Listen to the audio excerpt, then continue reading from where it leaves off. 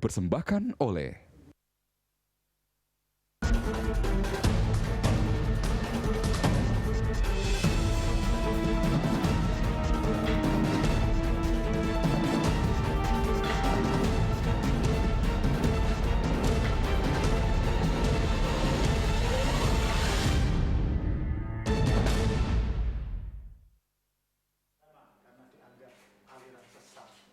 Komisi Nasional Hak Asasi Manusia Republik Indonesia atau Komnas HAM menyampaikan hasil laporan khusus kebebasan beragama dan berkeyakinan atau KKBB periode Januari-Maret 2017. Hasilnya, kasus terkait kebebasan beragama meningkat, ada 11 kasus baru dan Jawa Barat merupakan daerah paling tinggi tingkat pelanggaran kasus KBB. Komisioner Komnas HAM M. Imdadun mengatakan Komnas HAM harus bekerja lebih keras dan cepat dalam menyelesaikan masalah. Ia pun meminta semua masyarakat untuk membantu hal itu. Komnas HAM juga akan menegur kementerian atau aparatur negara yang tidak mengambil tindakan jika ada pelanggaran KBB di suatu daerah. Komnas HAM khawatir jika angka kasus pelanggaran kebebasan beragama dan berkeyakinan meningkat, Indonesia belum lulus dan belum ada perbaikan yang signifikan di UPR bulan Mei 2017 mendatang. Konsekuensinya, Indonesia tidak akan dapat posisi penting di PBB. Saya kira harus dihentikan itu hate speech itu. Karena hate speech itu ya selain memang tidak sesuai dengan norma hak asasi manusia dan itu dilarang. Penggunaan ajaran agama untuk menyebarkan permusuhan, kebencian, provokasi atas kekerasan itu pelanggaran HAM, itu tidak boleh. Karena apa? Karena memang hate speech itu bibit awal dari konflik kekerasan. Dan konflik kekerasan atas nama agama itu biasanya cepat sekali meledak dan daya rusaknya itu besar sekali. Jadi memang kita harus serius bersama-sama seluruh bangsa ini untuk melawan hate speech, melawan ujaran kebencian. Imdadun menambahkan saat ini tidak akan ada hukuman apapun terkait hasil laporan Universal Periodic Review atau UPR. Hanya saja Indonesia akan semakin sulit mendapat tempat penting di PBB. Robi Kurniawan, kontributor Berita 1, Jakarta. Pemirsa, Komisi Nasional Hak Asasi Manusia Republik Indonesia atau Komnas HAM menyampaikan hasil laporan khusus kebebasan beragama dan berkeyakinan atau KKBB periode Januari hingga Maret 2017. Dan hasilnya kasus terkait kebebasan beragama meningkat, ada 11 kasus baru. Seperti apa peningkatan kebebasan beragama? Untuk membahasnya telah hadir Komisioner Komnas HAM Imdadun Rahmat. Selamat pagi Pak Imdadun. Selamat pagi. Ini apa jumlah yang mengagetkankah? Periode Januari hingga Maret sudah meningkat segitu banyak dibandingkan dengan tahun-tahun sebelumnya. Memang selalu meningkat? Sebenarnya meningkat tajam sih tidak ya. Kalau kita kecualikan untuk kasus temporer terkait dengan Pilkada DKI ya. Itu tidak terjadi peningkatan tajam dibandingkan dengan semester yang sama di tahun yang lalu. Ini kasus baru termasuk yang terjadi selama pelaksanaan Pilkada di luar DKI? 11 itu. Di luar 11 itu. Jadi kami mencatat ada 11 kasus. Ini 6 kasus yang sudah dilaporkan secara resmi ke Komnas HAM dan sudah ada registrasi pengaduannya. Itu terkait dengan pengaduan dari warga Jamaah Ahmadiyah Kota Banjar terkait dengan nggak kunjung dicabutnya larangan pembekuan aktivitas Ahmadiyah di sana. Kemudian dari pengurus gereja Al-Masih di Ngentak, Sayegan, di mana itu, Pak? Yogyakarta. Ya, itu juga bermasalah terkait dengan pengurusan IMB. Kemudian yang ketiga ini terkait dengan kelompok persekutuan doa Nazaret Tanah Runtuh di Kecamatan Takari, Kabupaten Kupang yang dituduh sebagai aliran sesat dan gerejanya dituntut oleh masyarakat di sana untuk itu yang terjadi dalam kurun waktu Januari hingga Maret 2017 saja. Iya. Oke. Kalau dilihat Pak Imdadun, diklasifikasi dari berdasarkan pokok pengaduannya, berarti yang mengemuka di sini masih seputar pembangunan masjid, musola dan juga gereja. Gereja-gereja, ya? Itu yang paling dominan.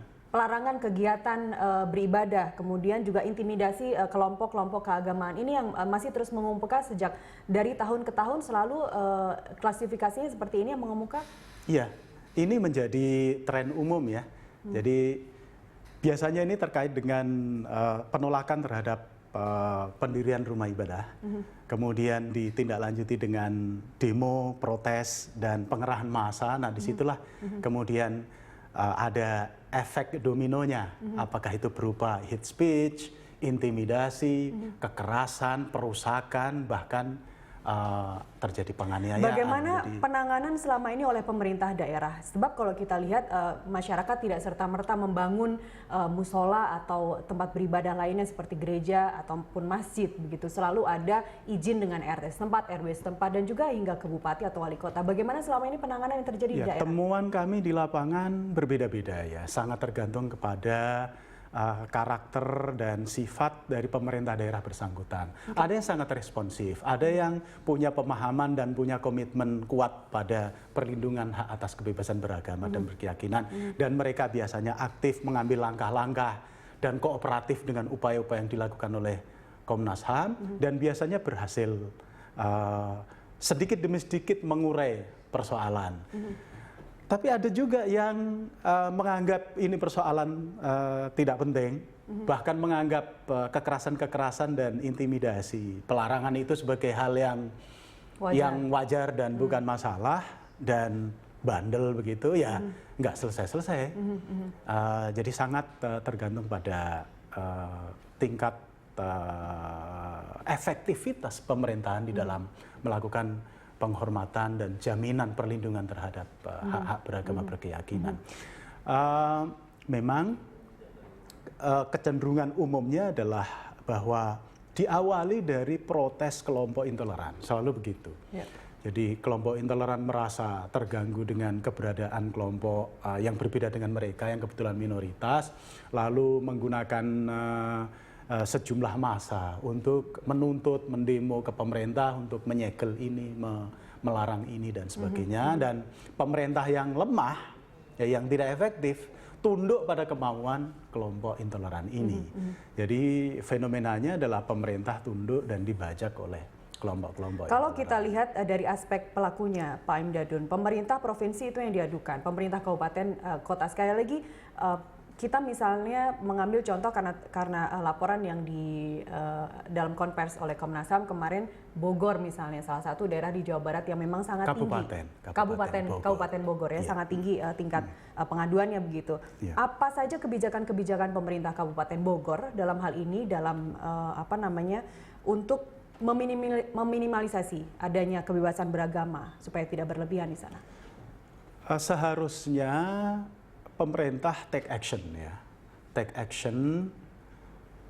mengambil tindakan-tindakan yang lebih cocok dengan norma-norma perlindungan hak beragama. Ya. Tidak justru sebaliknya melakukan penyegelan tanpa kemudian ditindaklanjuti dengan penyelesaiannya seperti apa. Pemerintah pusat kan telah memberikan guidance dalam bentuk PBM ya, peraturan bersama menteri, di mana di situ memberikan petunjuk kepada pemerintah daerah bagaimana menghandle soal penerbitan izin rumah-rumah ibadah itu. Jadi dalam proses normal diperlukan 90 tanda tangan berserta KTP dari pengguna dan 60 pendukung. Apapun agamanya, yang kemudian disahkan oleh kelurahan. Dan untuk pengguna itu bisa di-extend. Artinya memang di-extend ke ini. Kalau satu kelurahan tidak cukup 90, dia bisa di dalam kecamatan yang sama untuk bisa memenuhi 90 itu. Nah, memang yang 60 dukungan masyarakat sekitar itu tidak bisa diluaskan. Hanya dibatasi di kelurahan itu saja. Tetapi yang selama ini disalahpahami adalah dianggap bahwa pendukung ini harus beda agama. Padahal tidak. Di dalam ketentuan. Itu yang seringkali memunculkan masalah di daerah. Nah, itu dalam situasi normal maka FKUB memberikan rekomendasi, Kementerian Agama memberikan rekomendasi, dan IMB-nya diterbitkan oleh pemerintah daerah, Baik. wali kota atau bupati. Jadi memang kewenangannya itu ada di pemerintah kabupaten atau kota. Oleh karena itu ketika Komnas HAM turun ke lapangan untuk penyelesaian masalah ini, yang menjadi counterpart utama dari Komnas HAM ya pemerintah daerah, karena mereka yang punya kewenangan untuk penerbitan itu. Nah, jika persyaratan-persyaratan yang normal tadi tidak terpenuhi, misalnya karena masyarakat sekitar diprovokasi oleh kelompok intoleran, lalu yang 60 tidak bisa didapatkan pendukung-pendukung itu, maka pemerintah daerah berkewajiban untuk memberikan izin sementara. Memberikan izin sementara. Jadi tidak harus memenuhi ketentuan-ketentuan yang tadi, asal tempat, apakah itu ruko, apakah itu rumah, bangunannya aman, ya, itu sudah bisa dipakai sebagai rumah ibadah dengan status rumah ibadah sementara. Dengan begitu tidak ada alasan lagi bagi siapapun untuk mengganggu aktivitas keagamaan di situ. Nah, pemahaman yang benar terhadap PBM seperti ini belum merata. Belum merata. Yeah. Sehingga ketika misalnya ruko, ya ini kaitannya dengan misalnya kejadian di Bogor, ya, di perumahan Gria Parung Panjang, ya, itu ada tiga gereja yang ditutup di perumahan itu, ya, itu karena salah asumsi. Sebenarnya pemerintah Kabupaten Bogor bisa memberikan izin sementara, ya, yang tidak persyaratannya tidak serumit kalau kemudian izin permanen.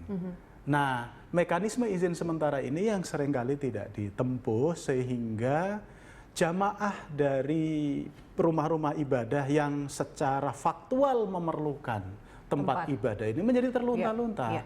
Nah, ini negara telah abai untuk menjalankan kewajibannya. Kita lanjutkan ke penelpon dulu. Ada Pak Heru di Rawamangun, Jakarta Timur. Selamat pagi, Pak Heru, silakan.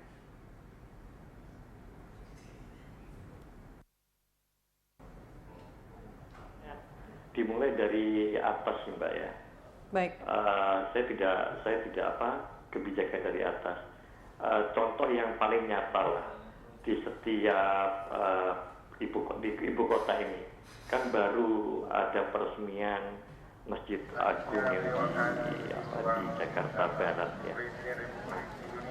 Kalau pemerintah konsekuen dengan keberagaman agama, pemerintah berani nggak mendirikan dan meresmikan masjid yang berdekatan dengan masjid yang sudah dibangun, dan itu ada di Jakarta Selatan, Barat, dan itu menjadi tantangan bagi pemerintah. Kalau kita mau bicara konsekuensi pemerintah dalam hal soal beragaman agama.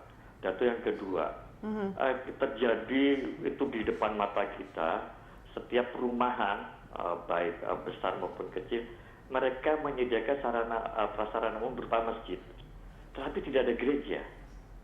Itu fakta itu. Yeah. Itu fakta itu. Jadi omong kosong lah kita nih sekarang membicarakan keberagaman dari atasnya pun hanya memberikan kebijakan yang berdampak, di bawah akhirnya kisruh.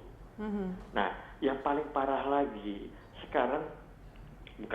sudah lama ada kultur sosial yang terzolimi dalam hal mindset orang Muslim.